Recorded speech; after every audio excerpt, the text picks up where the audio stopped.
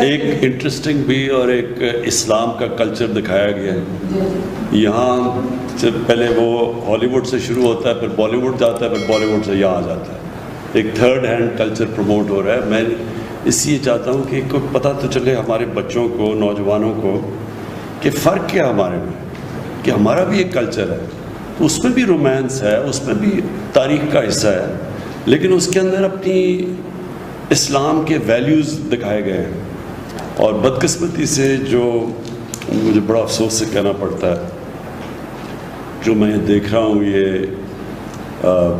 Bali would say ایک بالکل، بالی would میں بھی کبھی آج سے 30-40 سال پہلے آپ کبھی اس طرح کی فحاشی نہیں دیکھتے تھے. اب وہ اتنا گند آ گیا ہے. جو مغربی جو ہالی ووڈ کی جو سب سے بدترین چیزیں ہیں وہ انہوں نے اپنا لی ہیں، لیکن وہ نہیں دکھائی جو کہ ان کے معاشرے کی طاقت ہے. تو اس کا بڑا برا اثر ہمارے بچوں پہ پڑ رہا ہے، اور اس کا بڑا برا اثر اسکولوں کے پر پڑ رہا ہے. ڈرگ کلچر ڈیولپ ہو رہا ہے، ہماری سیکس کرائمز بڑھ رہی ہیں، بچوں کے خلاف کرائمز بڑھ رہی ہیں جب آپ ایک معاشرے میں اس طرح کی فحاشی پھیلاتے ہیں. تو میں یہ چاہ رہا ہوں کہ ایک مختلف کلچر دکھایا جو لوگوں کو بتائے کہ اس کے علاوہ بھی کوئی ایک طرز زندگی تھی، ایک کلچر تھا، ایک ویلیوز تھے، کیونکہ وہ یہ ڈائریکٹلی امپیکٹ کرتا ہے فیملی سسٹم کو.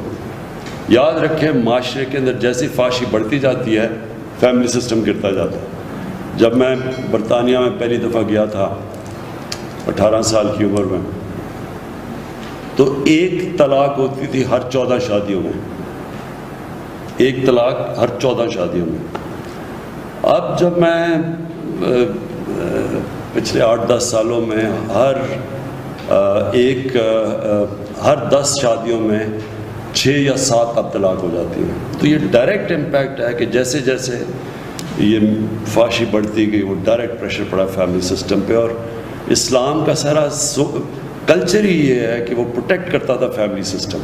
یہ جو ہمیں چیزیں بتائی ہیں ہمارے کلچر میں، یہ جو ماڈسٹی، یعنی یہ اپنے جسموں کی نمائش نہ کرنا، اس کے پیچھے ایک پورا فلسفہ ہے کہ آپ نے اپنے فیملی سسٹم پروٹیکٹ کرنا ہے. تو ہمارا انڈیا میں آپ دیکھ رہے ہیں ان کی جو مغربی ایلیٹ ہے، اس کے اندر فیملی سسٹم بھی ٹوٹتا جا رہا ہے جیسے مغرب میں. تو ایک تو یہ وجہ ہے. ایک اور بھی ایک ہے صوفی کے اوپر، یونس امیر، وہ بھی ترک ہے، وہ اس کی وہ نیکسٹ ٹرانسلیشن آپ نے کرنی.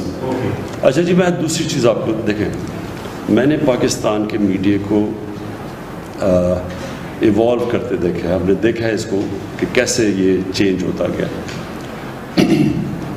پہلے ہوتا تھا صرف پی ٹی وی، اور میں ان لوگوں میں سے تھا جس نے جب جنرل مشرف کی آئی گورنمنٹ تو ہم نے بڑا کہا کہ ان کو کہ باقی ٹی وی چینلز کو آنے دو. اس سے پہلے صرف پی ٹی وی ہوتا تھا.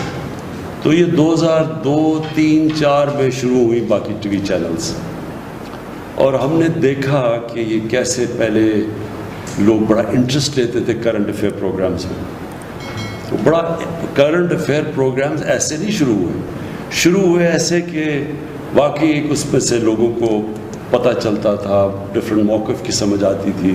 اچھا جی، یہ پارٹی کا یہ موقف ہے، اپوزیشن کا یہ، گورنمنٹ کا یہ. بڑا اچھا شروع ہوا ایسے، اور اس میں کئی اینکرز ایک دم بڑے اوپر آ گئے. جتنے وہ اچھے کرتے تھے تو وہ اوپر آنے شروع ہو گئے. پھر ہوا کیا، یہ چلتا گیا. اگر آپ دیکھیں ان کی ratings T V chat shows کی، تو یہ بڑھتی گئی 2010 تک، 11 تک، 2011 تک یہ ٹی وی چینلز کی جو کرنٹ بڑھتی گئی، اور یہ بڑھتا گیا. اور یہ آخر میں یہ وہ سٹیج آ گئی کہ جو چیٹ شوز کی جو لوگ دیکھتے تھے، لوگوں کے لیے بے معنی ہو گئی چیٹ شوز. وہ کیوں ہو گئی؟ کیونکہ وہاں تو صرف ایک بازار لگ گیا. وہ اس کو برا کہے، کوئی اس کو برا کہے، بیچ میں جو اصل جو لوگ انفارمیشن لینا چاہتے ہیں وہ کم ہونی شروع ہو گئی. تو جب آپ بات کرتے ہیں نا کہ یوٹیوب کے اوپر لوگ آ رہے ہیں اور آپ کی سنتے ہیں، کیونکہ لوگ انفارمیشن چاہتے ہیں. تو جب وہ دیکھتے ہیں کہ ٹی وی چیٹ شو میں ایک دوسرے کے شور مچا ہوا، برا بھلا ایک دوسرے کو کہہ رہے ہیں، بیچ میں سے نکلتا کچھ بھی نہیں ہے، کوئی کچھ کہہ رہا ہے، کوئی کچھ کہہ رہا ہے. اصل میں تو لوگ جو سچ لوگ ڈھونڈنا چاہتے ہیں وہ چھپ جاتا ہے. تو تو آپ سب کے لیے دیکھیں میرا جو زندگی کا ایکسپیرئنس ہے وہ یہ کہ اللہ الحق ہے. جو سچ ہے نا وہ چھپتا نہیں ہے زیادہ دیر.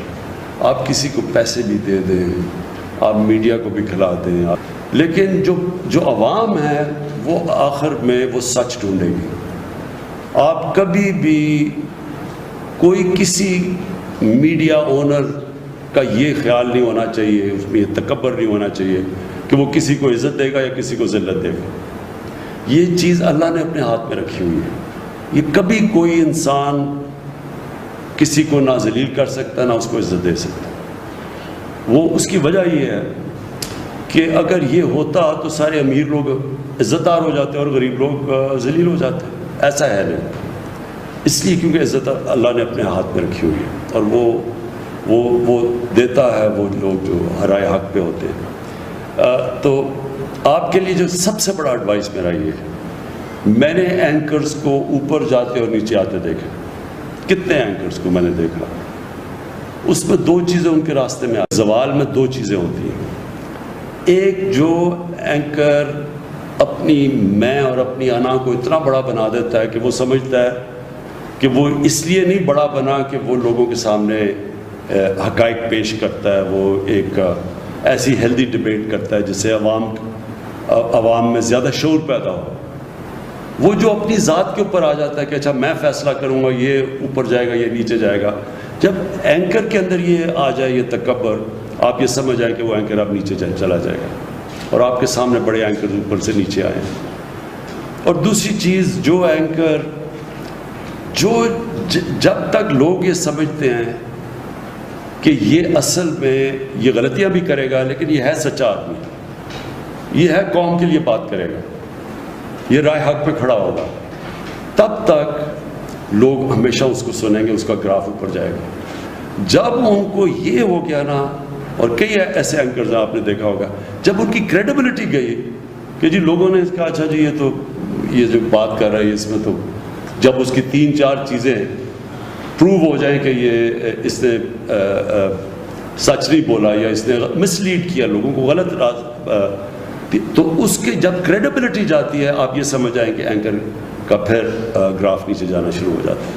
تو آپ کے لیے تو بڑا امپورٹنٹ ہے یہ, جو آپ کے لیے, اچھا لوگ بڑی جلدی فیصلہ کر لیتے ہیں کہ یہ ملک کے لیے کون کھڑا ہوتا ہے, کہ جو بھی ہوگا یہ چاہے گورنمنٹ اگر سچ بولے گی تو گورنمنٹ کے ساتھ ہوگا, اپوزیشن بولے گی اپوزیشن کے ساتھ ہوگا.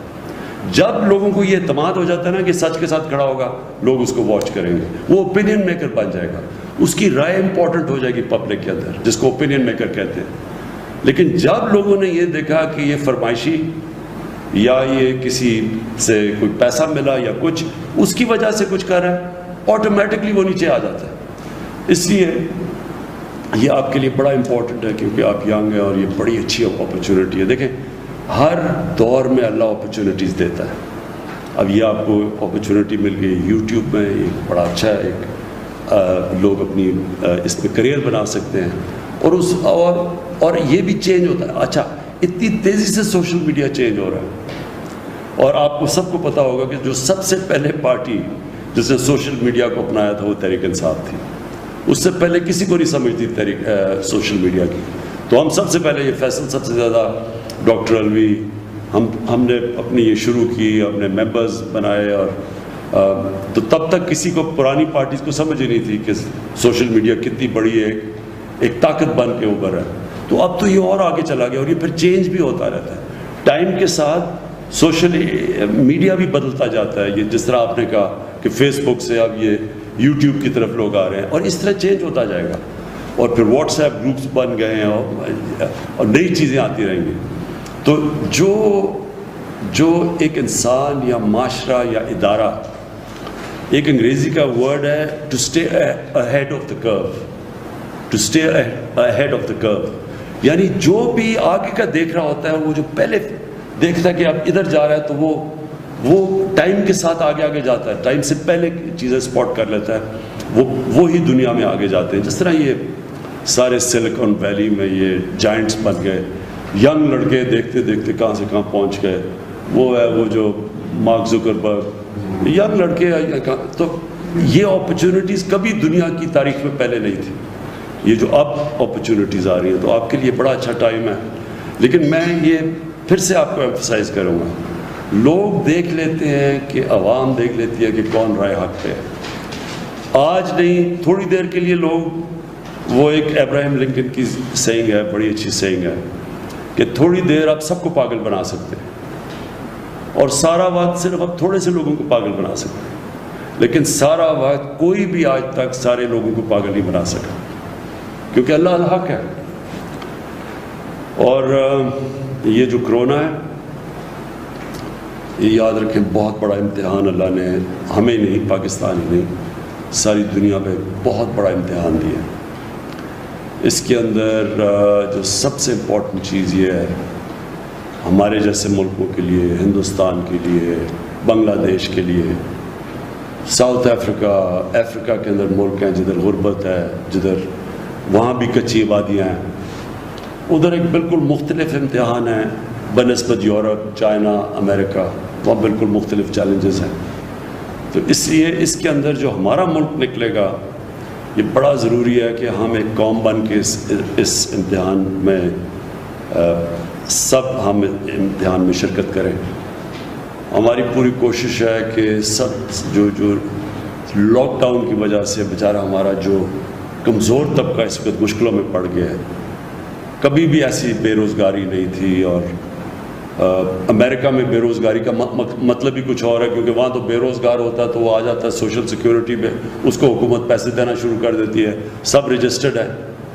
ہمارا 75-80% جو ڈیلی جو دیہاڑی دار ہے, وہ جب بے روزگار ہوتا ہے تو اس کی تو کسی کے پاس رجسٹریشن ہے ہی نہیں, کوئی اس کا ریکارڈ ہی نہیں ہے. وہ جا کے گھر بیٹھ جاتا ہے, اس کی دیہاڑی پہ وہ اس کی فیملی ڈپینڈ کرتی ہے, بچے, اس کی بیوی ڈپینڈ کرتے ہیں کہ جا کے کھانا لے کے آئے یا پیسے ہوں, تو ان کے لیے اس وقت بہت مشکل ہے. جس کی وجہ سے میں ہمیشہ سمجھتا تھا کہ ہمیں لاک ڈاؤن مختلف طریقے سے کرنا چاہیے تھا, یعنی شادیاں, کالجز, یونیورسٹیز, میچز وغیرہ جدھر لوگ جمع ہوتے ہیں وہ تو بند کر دینے چاہیے تھے. لیکن ہمیں کاروبار نہیں بند کرنا چاہیے تھا. اس میں سوچ سمجھ کے کاروبار کے اندر, مثلا دکانیں بھی ہم 1-2-3 دکانیں چھوڑ کے ان کو کھول دیتے اور پھر یعنی روٹیٹ کرتے تھے تاکہ روزگار چلتا رہتا.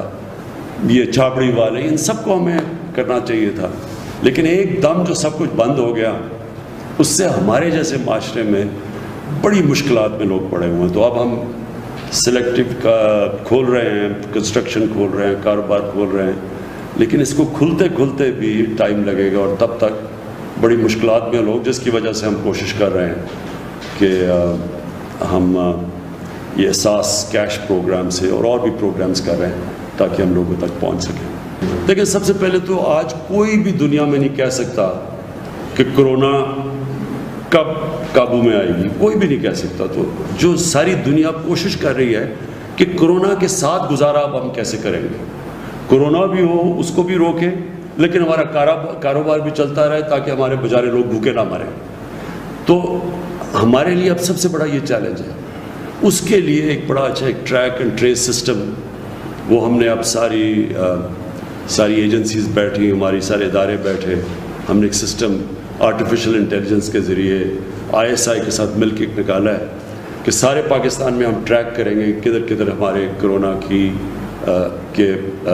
جو افیکٹیز ہیں, جن کو انفیکشن ہے, پھر ان کو ہم ٹریک کر کے پھر ان کی پورا بنائیں گے کہ وہ کن کن سے مل رہے ہیں. یعنی جو طریقہ اب ہوگا کہ بجائے سارا 22 کروڑ کا ملک بند کر دیں, ہم ادھر کانسنٹریٹ کریں جدھر ہم سمجھتے ہیں کہ اب کلسٹر بن رہا ہے, ان کو تھوڑی دیر کے لیے کوارنٹائن کریں تاکہ وہ پھیل نہ سکیں.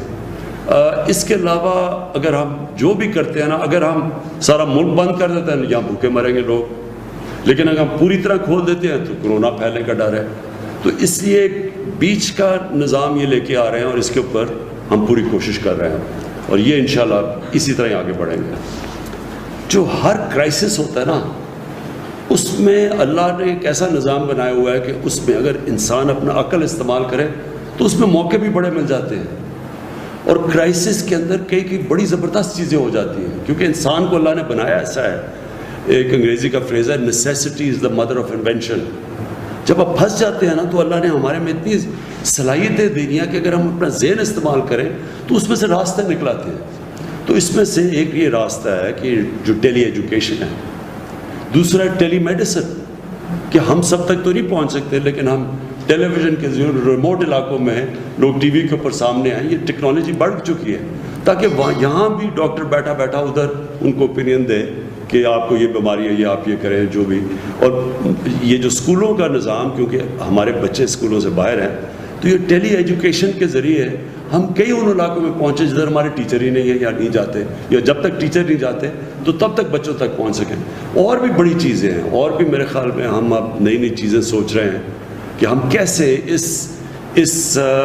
اس کو دیکھتے, وائرس کو دیکھتے ہوئے کیسے اب ہم اور چیزیں کر سکتے ہیں کہ ہم اپنا ملک بھی چلاتے رہیں ہیں, بچوں کو بھی پڑھاتے رہیں, لیکن یہ کرونا کا بھی کو سنبھال سکیں.